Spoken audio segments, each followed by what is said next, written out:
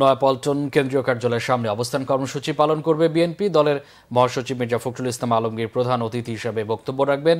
সেখানে রয়েছেন আমাদের বিশেষ প্রতিনিধি জাহাঙ্গীর আকন্দ। সরাসরি কথা বলছি তার সাথে। জাহাঙ্গীর, অবস্থান কর্মসূচির এখনকার অবস্থা সম্পর্কে আমাদেরকে জানাবেন।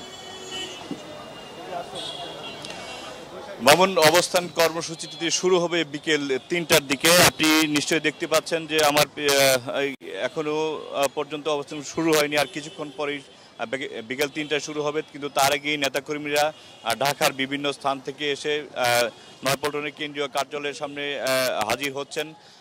মূলত দুদিনব্যাপী এই কর্মসূচিটি গতকালকেও ছিল এবং আজকেও এই অবস্থান কর্মসূচি, এবং বিকেলে বক্তব্য রাখবেন বিএনপির মহাসচিব মির্জা ফখরুল ইসলাম আলমগীর, স্থায়ী কমিটির সদস্য বৃন্দ এবং ঢাকা মহানগর এবং কেন্দ্রীয় নেতৃবৃন্দ।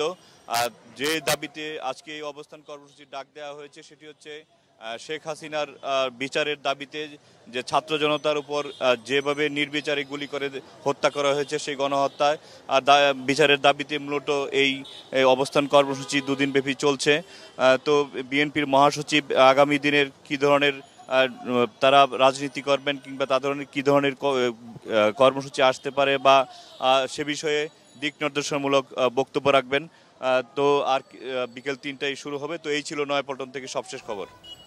ধন্যবাদ জাহাঙ্গীর আপনাকে।